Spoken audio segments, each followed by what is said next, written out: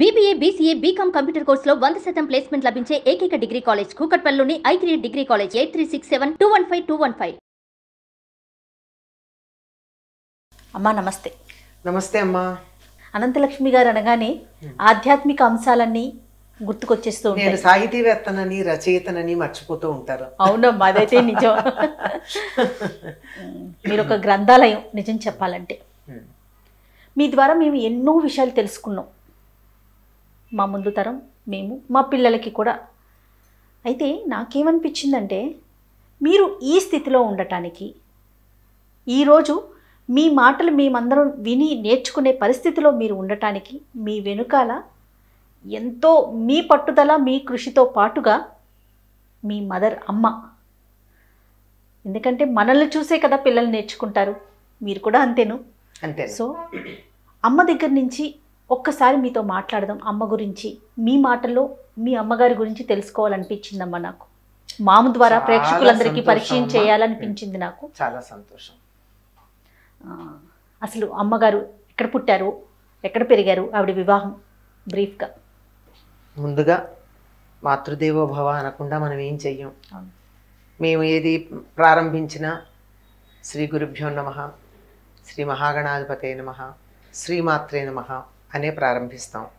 ఈ శ్రీమాత్రే నమః అన్నప్పుడు ఆ పరదైవతమై అందరిలోనూ మాతృస్వరూపంగా ఉండే ఆ జగన్మాతకి నమస్కారం చేస్తున్నాం అనుకుంటాం, కానీ ఆ జగన్మాత మనకి ఎక్కడ కనపడుతోంది?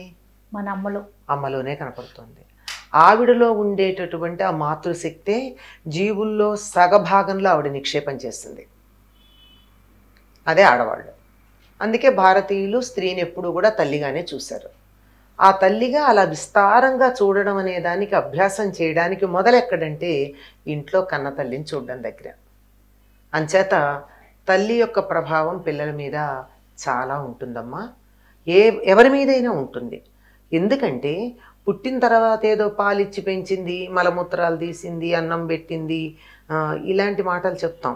కానీ పుట్టక ముందు నుంచి గర్భంలో ఉండగానే గాలి పీల్చడం నేర్పింది కదా, అక్కడుండగా ఆహారం తీసుకోవడం నేర్పింది కదా, అక్కడుండగా తన భావజాలం ద్వారా వీళ్ళ పుట్టబోయేటటువంటి శిశువు యొక్క మనస్సు మీద ప్రభావం చూపించింది కదా.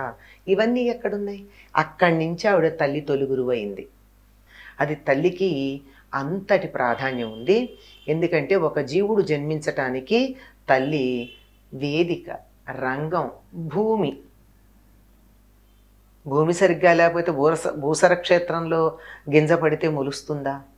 బురదలో మొలుస్తుందా? లేదు కదా. సుక్షేత్రం అయి ఉండాలి. అంచేత అటువంటి సుక్షేత్రంగా మా తల్లిగారు, ఆవిడ పేరు గాయత్రి. మా అమ్మమ్మగారు చక్కగా పెట్టుకున్నారు పేర్లు. గాయత్రి, వాళ్ళ అక్కయ్య పేరు సరస్వతి, చెల్లెలి పేరు సావిత్రి. అంటే గాయత్రి శక్తిని అలా ముగ్గురు అమ్మాయిల్లాగా. కొడుకుల పేర్లేమో నారాయణ, కృష్ణ, జనార్దన. చూడండి అలా అంత అక్కడుంది సంస్కారం. ఆ సంస్కారం అట్నుంచి ఇటు మా తండ్రి గారి పక్కన ఉండేటటువంటి నుంచి కూడా వచ్చింది. మా అమ్మగారు పోతార్ లంక అని ఉంది కృష్ణ లంకల్లో ఒకటి, దోనేపూడి దగ్గర దిగి తెనాలి తర్వాత దోనేపూడి ఉంది, అరేపల్లె ఆ ప్రాంతంలో. ఇప్పుడు గుంటూరు జిల్లా అవుతుంది అనుకుంటా. అటు దోనేపూడి వైపు నుంచి వస్తే ఒక కృష్ణపాయ దాడతాం. ఇటు దాటి ఊళ్ళోకి వచ్చిన తర్వాత యువతల పక్క కృష్ణ దాటితే శ్రీకాకుళాంధ్రదేవుడు ఉన్న శ్రీకాకుళానికి వస్తాం. ఆ మధ్యలో ఉంటుంది అనమాట. అంచేత అవటానికి అది కృష్ణ మధ్యలో ఉన్న గుంటూరు జిల్లా లెక్క వస్తుంది అనుకుంటా. ఆ గ్రామం వాళ్ళది, అమ్మ వాళ్ళది. మా నాన్నగారు వాళ్ళది కృష్ణా జిల్లా తాడంకి అనేటటువంటి గ్రామం. మీరెన్నో సంతానమమ్మా? నేను మా అమ్మగారికి పెద్దదాన్ని. నేను మా అమ్మమ్మ గారికి చాలా చదువు మీద ఇష్టం. ఆవిడ మధ్యాహ్నాలు కూర్చుని అందరికీ రామాయణ, భారత, భాగవతాలు, అప్పుడు పద్యాలే ఉండేవిగా, అవి చదివి వినిపించి చెప్పగలిగేవారు. అది మా అమ్మ వాళ్ళ ఊళ్ళో 5వ తరగతి వరకే ఉంది. అందుకని 5వ తరగతి దాకా చదువుకున్నారు మా అమ్మగారు. ఆ తర్వాత మా నాన్నగారు కూడా టీచరే. మా ఇద్దరు తాతలు టీచర్లే, అమ్మ నాన్న, నాన్న కూడా. మా నాన్నగారు కూడా టీచరే. ఈయన దగ్గరికి వచ్చిన తర్వాత ఈ ఇంటికి ఎవరన్నా పిల్లలు వస్తే వాళ్ళకి పాఠాలు చెప్తుంటే వాళ్ళతో పాటు కూర్చుని మా అమ్మగారు కొంత ఇంగ్లీష్ అది నేర్చుకున్నారు. కొంచెం అతి స్వల్పం, ఎక్కువేం కాదు, కొంచెంగా నేర్చుకున్నారు. వాళ్ళతో పాటు కూర్చుని తర్వాత బాగా చదవడం ఉంది ఆవిడకి అలవాటు. పత్రికలు చదవడం, దినపత్రిక, వారపత్రిక, రామాయణం, భారతం ఇలాంటివన్నీ చదవడం, అవన్నీ బాగా అలవాటు ఉన్నాయి. మీకు సాహిత్యం కానీ మీరు రాసే కథలకు కానీ అమ్మ వైపు నుంచి ఏమన్నా వచ్చిందనే భావన ఉందా మీరు? మా అమ్మగారి నుంచి నాకు వచ్చింది ఏమిటి అంటే, మా అందరికీ కూడా వచ్చింది. మేమందరం స్నానం చేసి వచ్చి వంటింట్లో కూర్చునేవాళ్ళం. అమ్మ వంట చేస్తూ స్తోత్రాలు చదివేది. అలాగే ఆవిడతో పాటు వింటూ వేసంకాలంలో ప్రతి వేసంకాలం నేర్చుకోవడం వచ్చేస్తుంది. మాకు అట్లా చిన్నప్పుడు కృష్ణాష్టోత్తరం, రామాష్టోత్తరం, లక్ష్మీ అష్టోత్తరం, ఆంజనేయ దండకం ఇట్లాంటివన్నీ కూడా మాకు మా అమ్మగారు అలా చదువుకుంటూ ఉంటే మాకు వచ్చేసాయి. మరీ ముఖ్యంగా నాకు నాలో ఉన్న ఈ లక్షణం అమ్మ ద్వారానే నాకు వచ్చింది అంటే ఏం చెప్తారమ్మా మీరు? నాకు ప్రధానంగా ఎక్కువగా అంత ఆలోచించకపోయినా కొన్ని సందర్భాల్లో అమ్మని చూసి నేను చేస్తున్నానా అనిపించేవి కొన్ని ఉన్నాయి. ఏమిటంటే, నేను రాత్రిపూట బాగా ఎక్కువ చదువుకునేది అన్నప్పుడు. ఎంతసేపు మేము రాత్రి చదువుకుంటే అంతసేపు అట్లా కుర్చీలో కూర్చుని ఉండేది మా పక్కన. అది నాకు ఎంతంటే, మా పిల్లలు ఎవ్వరు చదువుకుంటున్నా వాళ్ళ చదువు అయ్యి ఇంకా మాకు అయిపోయింది అని పుస్తకం మూసేదాకా పక్కన కూర్చుని నేను కూడా ఏదో పుస్తకం చదువుకోవడం. అది ఎందుకమ్మా మా దగ్గర ఇట్లా కూర్చుంటావు నువ్వు అని మా పిల్లలు అడిగితే, నువ్వు పడుకోవచ్చు కదా, ఎందుకంటే వాళ్ళు నెమ్మదిగా లేస్తారు, నేనైతే మళ్ళీ త్వరగా లేచి వాళ్ళకన్నీ సర్ది చేయాల్సి ఉంటుంది కదా. అంటే మరీ ఎంత అల్లారుదాం లేచేదాన్ని కాదు అప్పుడు. అయినా సరే వాళ్ళకన్నా ముందే కదా లేచేది. అయినా సరే ఎందుకంటే మా అమ్మ నాకు అట్లా కూర్చునేది అని చెప్పాను. ఎందుకంటే మా అమ్మగారు, అమ్మ నువ్వెందుకు కూర్చుంటావు, పడుకో, కుర్చీలోనే కూర్చునేది పైగా.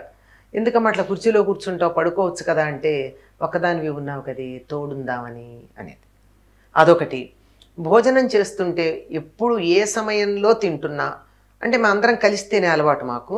ఏ కారణంగా ఎక్కడికైనా వెళ్ళొచ్చి ఏదో కారణంగా ఒక్కొక్కసారి విడిగా తినాల్సి వస్తుంది కదా. తింటుంటే తింటున్నంతసేపు పక్కన కూర్చుని కంపెనీ ఇవ్వడం ఒకటి. అది నాకు ఇప్పటికి కూడా అనిపిస్తుంది. ఎవరు తింటున్నా నేను తోడు కూర్చుంటాను. ఏదేమన్నా వెయ్యనా, ఏమన్నా కొంచెం వడ్డించనా అని చెప్పి, లేదంటే మాట్లాడుతూ అయినా సరే. ఒంటరిగా తినడం అన్న చాలా భయంకరమైనటువంటి విషయం. అందులో 10 మంది ఉన్న ఇళ్లల్లో పుట్టినటువంటి వాళ్ళం, అలాగే 10 మంది ఉన్న ఇంట్లో కూడా వచ్చినటువంటి వాళ్ళం. పిల్లలకి రెక్కలు వచ్చి ఎగిరి వెళ్ళిపోయిన తర్వాత వాళ్ళ నాపం కదా, ధర్మం కూడా. అయ్యాక ఇప్పుడు ఒక్కళ్ళు కూర్చొని తినాలంటే అప్పుడు గుర్తొస్తుంది అమ్మ ఇందుకే. నేను అలవాటుగా చేసేదాన్ని, అదేమీ ప్రత్యేకంగా చేయాలి కదా, అమ్మ నుంచి వచ్చేసింది అట్లా. ఎవరన్నా తింటుంటే పక్కన కూర్చోవడం, వాళ్ళు తినేయడం పూర్తయ్యేదాకా, అది వాళ్ళకు కూడా ధైర్యంగా ఉంటుంది.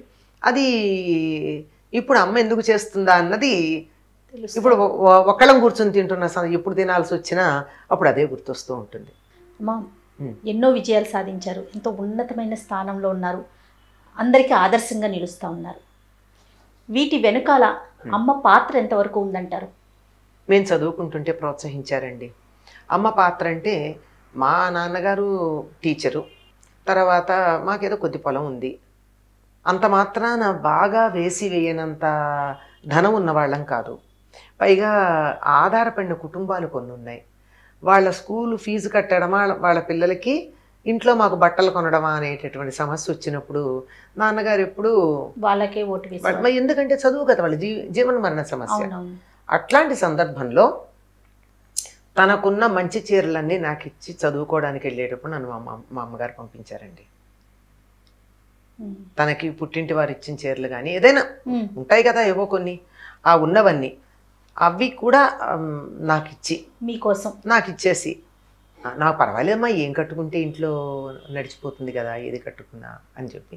అట్లా అని ఎక్కువ ఉండేవి కాదు, ఏదో పట్టు చీర ఒకటి ఏదో ఉండేది అంతే. అంతకన్నా ఎక్కువ పట్టు చీరలు ఉండేవో కూడా కాదు ఆ రోజుల్లో. వాళ్ళకి 1 or 2 ఉండేవేమో, మిగిలినవి ఏదో కొత్త చీరలు ఉంటాయి, పాతవి చిరిగితే అవి కట్టుకోవడానికి, అవి కూడా నాకు ఇచ్చి పంపించేవారు. పైగా నాన్నగారు ఇబ్బంది పడకుండా ఉండాలి అని చెప్పి తను టైలరింగ్ నేర్చుకుని మా బట్టలు తను కుట్టి, మావి ఊళ్ళో వాళ్ళకి ఏం కుట్టే పని ఏం లేదు, అవేం లేదు, ఇంట్లో మా వరకు బట్టలు కుట్టడం మాకన్నీ. తర్వాత ఆవిడ దగ్గరే నేర్చుకున్నాను ఈ టైలరింగ్. నేను ప్రత్యేకంగా క్లాసెస్ లేదు, ఆవిడ కూడా ప్రత్యేకంగా అట్లా. ఊళ్ళో తను ఎట్లా నేర్చుకొచ్చిందంటే, అది వరకు చేత్తో చేసేది, చేత్తో కుట్టుకునేది. ఊళ్ళో ఒక ఈ విలేజ్ డెవలప్మెంట్ వాళ్ళకి ఏదో కొంతమందికి ఆ రోజుల్లో ఉపాధి కల్పించేవారు, నెలకి 200-300 ఇచ్చేవారు. పుట్టు టీచర్ అనేవాళ్ళం. ఆవిడ్ని పిలిచి పోషించేది మా అమ్మ. అందుకని ఆవిడ, ఏమండి మీరు ఇంత చెప్తున్నారు గాయత్రమ్మ గారు, నేర్చుకోండి, నన్ను ఇంత చేస్తున్నారు, కొంచెం నేర్చుకోండి అని ఆవిడ బలవంతం చేసి కొంచెం నేర్పించింది. అంతకుముందు కూడా మాకు తను సరదాపడి చేత్తో కుడుతూ ఉండేది. ఎంబ్రాయిడరీ చాలా బాగా ఎంబ్రాయిడరీ చేసేది.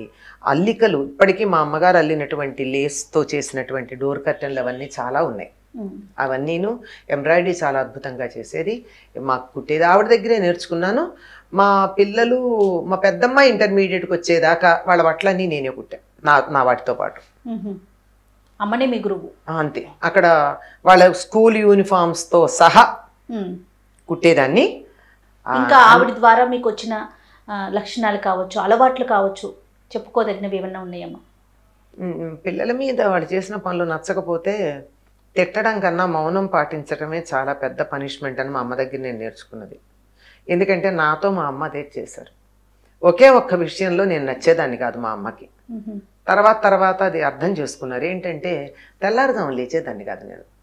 ఎప్పుడైతే చాలా త్వరగా లేస్తానో ఆ రోజు తలనొప్పి వచ్చేది. అప్పట్లో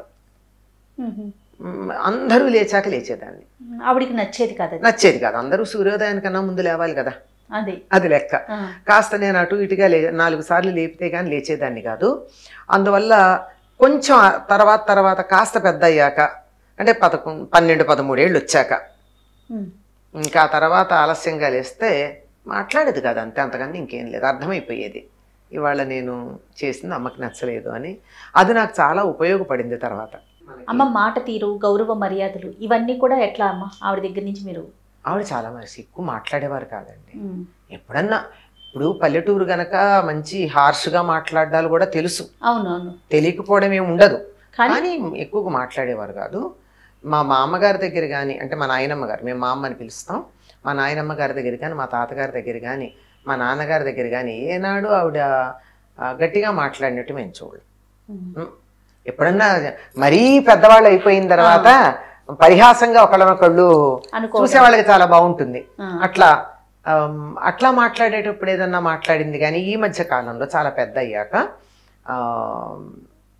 మా చిన్నతనంలో ఎప్పుడు నాన్నగారి మాట అమ్మ ఎదిరించినట్టుగా మాకు తెలియదు. ఈ మధ్యనే అమ్మ కన్ను మూసారు? అవునండి, 2 నెలలైంది. ఎందుకంటే నాన్నగారు వెళ్ళిపోయి 4 ఏళ్ళు అవుతోంది. నాన్నగారు వెళ్ళిపోయిన తర్వాత ఆవిడకి జీవితం మీద పెద్ద ఇంట్రెస్ట్ ఉన్నట్టు అనిపించలే. అప్పుడే అనేది ఆ 10 రోజుల్లోనే, చూడవే పిలుస్తున్నారే రమ్మని నన్ను, ఎక్కడికి వెళ్ళాలి, ఎట్లా వెళ్ళాలి, చూడు వెనకాలే ఉన్నారు, చూడు అంటూ ఉండేది. మీరు చేసిన ప్రవర్తనతో అంటే ఏదన్నా అమ్మ బాధపడ్డారు, అయ్యో నేను ఇది చేయకుండా ఉంటే బాగుండేది, ఆవిడ కంటతడి పెట్టించాను నేను అని, అలాంటిది ఏదన్నా? నేను కంటతడి పెట్టించలేదు, కానీ మా అమ్మగారికి నచ్చని పని ఒకటి చేస్తూ ఉండేదాన్ని. మా చెల్లెల్ని కొట్టేదాన్ని. ఓహో. ఎందుకు కొట్టేదాన్ని అంటే ఎక్కువ సార్లు కాదు, మా పెద్ద చెల్లెల్ని 1-2 సార్లు. ఎందుకు కొట్టానంటే అది చెడ్డ మాటలు నేర్చుకొచ్చింది క్లాస్మేట్ నుంచి. అది వినలేం. నువ్వెందుకు నేర్చుకున్నావు అని అంటే అది నన్ను కూడా అనేసింది ఆ మాట. చిన్నది, నేను చిన్నదాన్ని, నేను 11-12 ఏళ్ళు ఉంటాను, అది 7-8 ఏళ్ళు. అప్పుడు కొడితే అమ్మ కోపం వచ్చింది. మిమ్మల్ని కొట్టేవారమ్మా ఎప్పుడన్నా? తను తిన్నారా? నేను దెబ్బలు తినలేదా? అమ్మ విషయానికి వద్దామమ్మా. నేను ఇది చేస్తుంటే బాగుండేది అమ్మకి అనేది ఏదన్నా ఉందా? మీరు చేయకుండా ఆగిపోయాను, అయ్యో ఈ పని చేసినట్లయితే ఆవిడ ఇంకొంచెం సంతోషించేవారు మీ విషయానికి సంబంధించి? మాకే కాదు, మా అందరం కూడా మేము ఫీల్ అవుతున్నది అదే. మా అమ్మగారికి నడుము చాలా వంగిపోయిందమ్మా, లేవలకి ఇలా వంగి నడిచేవారు, చాలా వంగి. అది ఏమన్నా అంటే మేము భ్రమపడ్డాం, మా మేనత్తలకి నడుము పడిపోయింది, నాకు మా మేనత్తల పోలికి వచ్చింది అని మా అమ్మగారు అంటూ ఉంటే వీ టుక్ ఇట్ ఈజీ. ఆ లేవలేకపోవడం వల్లే ఆవిడ తర్వాత చాలా బాధపడ్డారు చివర్లో. నాన్నగారు ఉన్నంతకాలం కూడా చాలా బలవంతంగా అలాగే లేచి నాన్నకన్నీ అందించి అన్నీ చేసేవారు. తర్వాత నాన్నగారు వెళ్ళిపోగానే 3 ఏళ్ళే ఉన్నారు ఆవిడ, 3-3.5 ఏళ్ళు. ఆ కాలంలో ఆవిడ ఇంకా అసలు లేవలేక, ఇతరుల సహాయం లేనిదే మంచం మించి లేవలేని పరిస్థితి. అట్లా వచ్చినప్పుడు మాత్రం చాలా ఫీల్ అయ్యామమ్మా.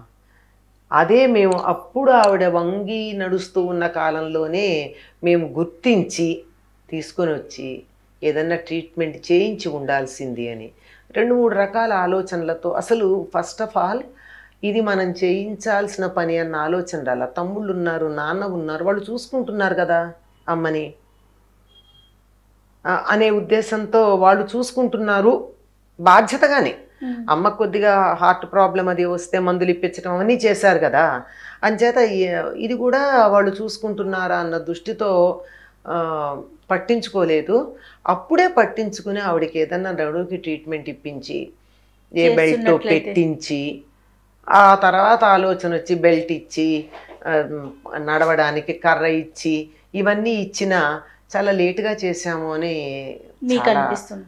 నాకే కాదండి మా అక్క చెల్లెలందరం అనుకుంటున్నాం.